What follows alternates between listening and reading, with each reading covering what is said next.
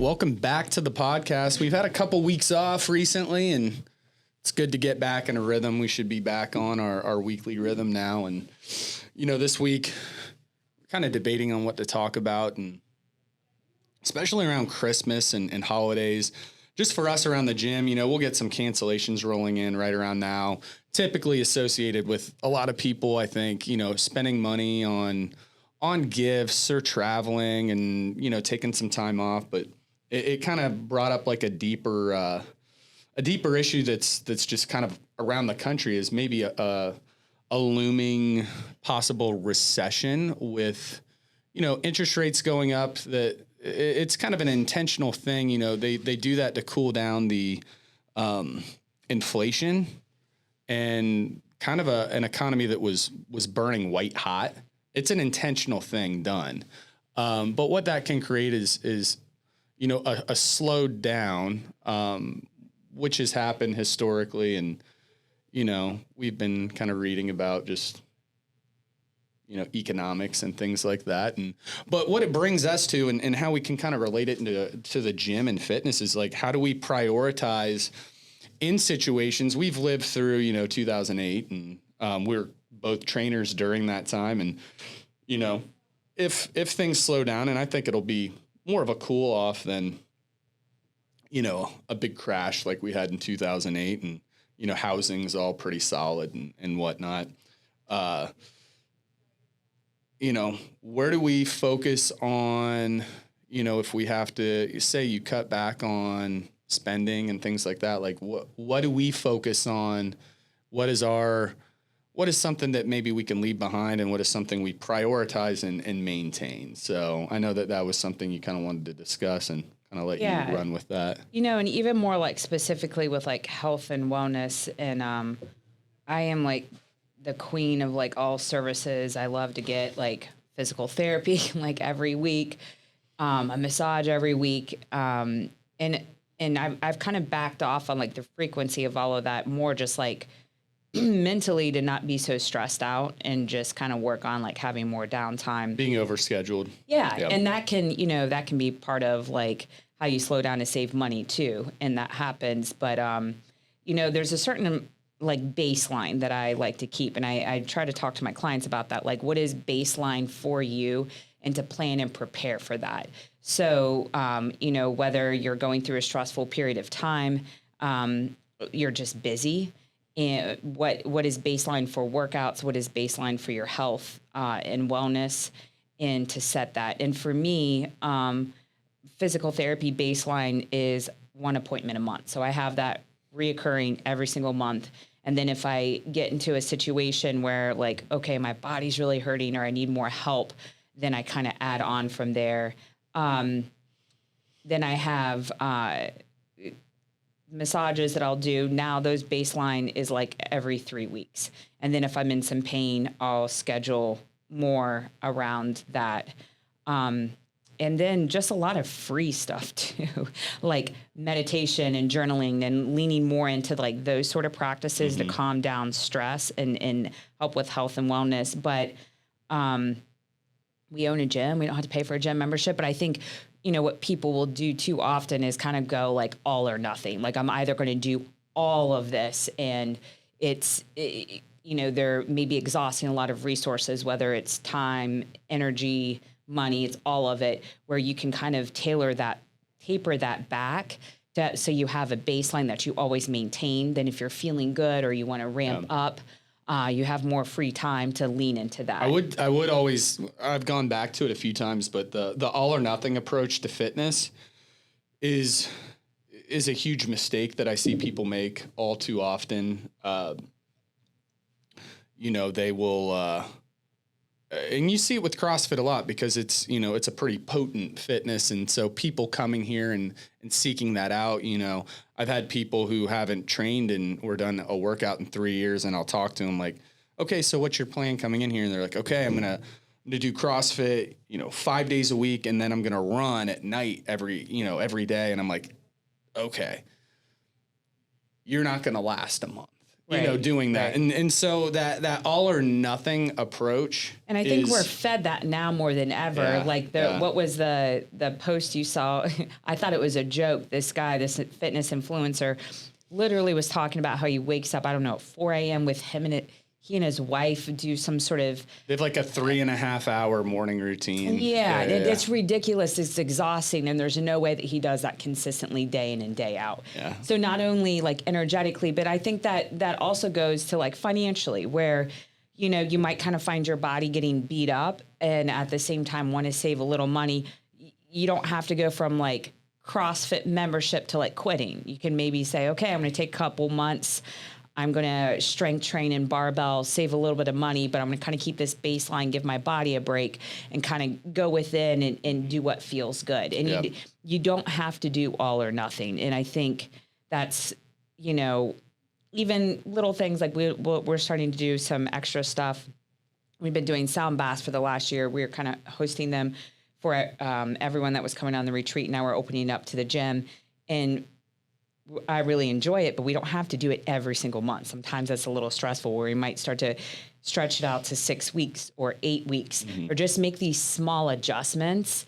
And I think if you can start to foreshadow that and plan that and even think, how might, if we do go into a little bit of a recession, how might that affect you? How can you start to plan for it now and make adjustments? And, we like to travel a lot. And I was just talking to my son about it last night. Like we can always travel. I grew up with zero money and we would go hop into a station wagon and drive places.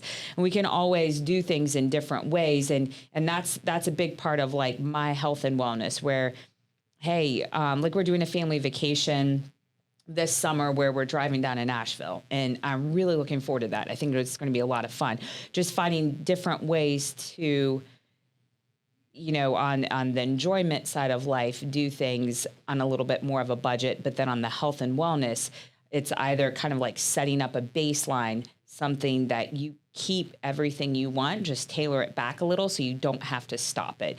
And what I see happen is people will go full steam ahead in doing all of it until they're either financially broke, their body's broke, or they're mentally worn out. Yep. And they don't tap into how they're feeling or like assess, like they're not projecting into the future. What adjustments do we need to make? I think things you have to look at as well is you don't want to give up on your health and fitness if there's like a slight adjustment, maybe even like if you're in sales and sales are down and things like that. Because if you have a health setback, you'll burn every bit of money dry as fast as you can to get better. Even if it's not like a massive one, you will spend your bank account dry if you're in a lot of pain or you're really sick. You'll spend all your money. I mean, right away. So that preventative care that you're getting through training is huge. So, staying on top of your workouts and staying healthy and strong and fit, it's going to help you in every facet of your life. You're going to do better at work. You're going to perform better at work. I very rarely heard someone like, I'll get it. Sometimes they'll say, hey, I'm getting busier at work. I've almost never heard someone who's in here daily focused, training, fit, and sharp, doing worse with their careers. Yeah. But when you get lazy in that aspect of your life, you're going to have less energy at work. How you do anything is how you do everything. Yeah, you're going to have less energy at work. You're going to have less energy to do a lot of things. So, hey, I'm certainly biased, and especially, people who are listening to this are mainly members here. But if you're looking at places, especially around like holidays and places to cut back, oftentimes, in people's heads, they don't even think about meals out. Yeah, I was just going to say, that's the easiest place to cut back. Meals out is a huge one. For us, that's what I always look at, like, hey, and it usually kind of goes along with, like, I'm a little tired too, yep. But every time we go out now. I like my cocktails. You like beer. We'd save a lot of money if I did too. But it's hard to get out of there less than like $125, $150. Sure. And if you're doing that once a week, once every other week, that's $300. I mean, that's the easiest we don't even do that place once a week, Yeah. So that's a quick place. A huge thing that I didn't even realize, because we've never done it once. And I remember, like, over the last month or two, I've just like told people that, and they were like flabbergasted that we've never done DoorDash or Uber Eats. Yeah. They're like, what? And it's so much more. I did when I was in the hospital with Charlotte. I remember getting like some acai bowls but that's it. Well, and I've just seen like the bills on that, and It's you're so getting much more like expensive, yeah. Chipotle or just maybe some regular food, and I'm even simple things like I do Instacart quite a bit, and there's always every single product's a little more expensive. Yeah. You have a tax in there. You need a tip. You should probably tip. Yeah. On that. So it ends up, if I have a $150 bill, which I almost always do, there's probably like $30 in extra charges. We're just physically going to the store, or Costco is a big one. The prices are so much cheaper if you go into Costco and you actually, no one wants to do that on the weekend, but little ways, things that you don't even think about, maybe these convenience pieces where if you actually just slow down your entire life. And I'll think about this a lot. So I'm talking not even just advice, but just like to discuss. If you just actually kind of take a step back, if I take a step back, slow down my life, walk into stores, physically purchase it, and maybe during the time that I might want to go to a happy hour on Friday, I'm not going to the happy hour. I'm saving whatever. Let's say it's just me, $75. I'm going with some girlfriends. And then I'm also saving like another $30 actually going into a store, and I'm getting in better shape because I'm not eating and drinking a bunch of bullshit I don't need.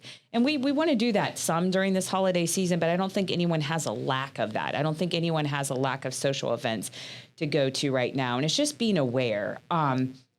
For me personally, I can always cut back on I love to buy clothes and knickknack jewelry and this and that I don't go out that often, that I don't need. So that's always like a first place for me.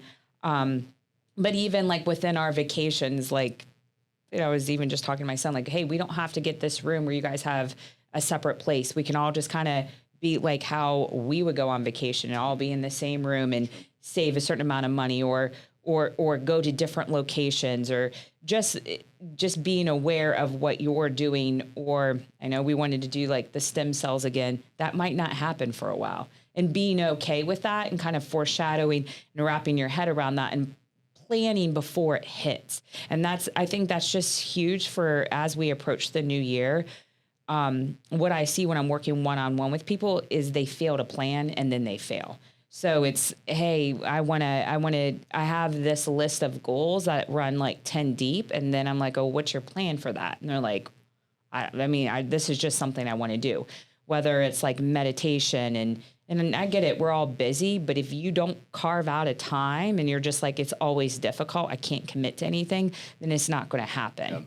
Yep. And so it's really being intentional about that and foreshadowing and planning. To that point, I saw a good clip the other day. I can't remember who I'm trying to credit here, but he said, go through your year and write down everything you want to do. Just calendar it out. He said you might be surprised at, how much it doesn't cost to do the things you want to do. And maybe you're chasing, you think you're working and doing all these things for something you like, all the stuff you want to do isn't even like that pricey or whatever it is. That's a really good point. And then you build your life around that, and then you're going to be happier because you're doing, your whole calendar and everything is mapped out around, here's all the things I want to do this year. And you just do that every year, and you write down all the things, and then you figure out what it's going to cost and then you're living and you're doing things for you rather than like, well, I have to have this or I have to do this. You're just getting caught up, like rather being sold to. Yeah. And that's such a good point. Like one of my major goals right now, and this is part of kind of my health and wellness, I really want to paint a little every day. And I know it sounds silly, but I've had this on my mind, and for some reason I have such I think it's a waste of time, but I'll sit there and I'll get caught up on my phone, and you just see Instagram pull up, you click on it, and then next thing you know, you're looking at 3 products that you have to have because they're really smart at how to advertise to you. Yeah. So it's just really kind of getting caught up in this consumerism, and it's stealing time and money from you in a way. But all the outlets that you have to take care of yourself, to your point, are really don't cost that much. Being fit and feeling good is never a waste of money, though. In my opinion, it's not. Whenever you think back on times in your life, typically, I think that you're happy and you look back on that time. It's very rarely when you were lethargic, you didn't feel good in your body. It's almost always going to be when you were fit, healthy, and you were able to do things that felt good, and you felt good about yourself. When you get older, like I see everyone, whether it's our parents, our relatives, ourselves. Well, what ends up happening is even if they did well financially, they will empty the entire tank out on their bodies and trying to keep them going at the end. And if you can make that investment now, it's not, hey, we're all going to sink here at some point, not even but it's going to really pay off rather than you all of a sudden start having all these acute issues right. that just that build up over time. And then you're trying to put out fire after fire when you're older. And it can even be from I've seen people do it with plastic surgery and from aesthetics. I was just going to say, not even from a standpoint of injury, but that's the argument I will play sometimes with some of my clients. How much did that cool sculpting cost? Oh, $3,000. So we're haggling over our gym membership. That is $125 a month. But what you're going to do in here, yes, is harder, but it's always going to look better than that, and that won't stick unless you do all of this anyways. Yeah. And I've seen, tummy tucks and all that, they can look great. I'm not anti that. A little bit. But plastic surgery in general, definitely not. But, when it comes to losing body fat, being toned, doing it the natural way is always going to look better, and it's way cheaper. Yeah. Yeah. So again, to my point, you can't, it's always money well spent if you're effective at doing it. If you're dumping money into a gym membership or some sort of online training program or something of that nature, and it's just sitting there, chipping away at your account, cancel it, stop doing it, find something that works. But money spent on health and wellness is always money well spent. And, looking good, feeling good is, again, I'll always go back, I'm biased, but it's got to be towards the top of your priority list, because if the body you live in and that machine isn't functioning properly, and I'm not saying supra optimally where it's you're obsessed with the gym and you train for 4 hours a day, but you want that car to run well, typically all the time. And if it's not, it's going to be your entire focus. I just always think when, again, you're at big family gatherings and stuff, when you get around older people, if you hear their conversations, it's almost comical. I was watching Christmas Vacation. They're the mom, and they're oh, look at this little thing on here. Oh, and they're talking about their medications and stuff. But that's, if you listen in on people, 65 and plus, their conversations often all revolve around what medications they're on, the knee replacement they're about to get, all of those things. That is what they're just constantly chattering about. So if we can keep our bodies working and healthy, it'll be more focused on what you're doing rather than what fire you're trying to put out. Absolutely. Yeah. And I think, like the point of this and bringing this up is it was just a conversation that we were having in our house last night and just looking, okay, let's plan, let's look ahead. Personally, what will we adjust? And one thing that I really think is important that people maybe look over now in this like day and age is to live below your means. And we both feel it's very important that we do that just because we're both all commission all the time. And we don't know, things can vary. So we don't want to be in a bad situation. But I just feel like people will kind of get too leveraged, whether it's your house, your car, material things where you just have this much wiggle room that doesn't put you in a good spot. Then you're losing a lot of things that maybe are important to you because you need, in your home and you need a vehicle, but just to live below your means. So you have more freedom, and that is going to help you have less stress and keep the things that are like vital to your health there as well. Yeah.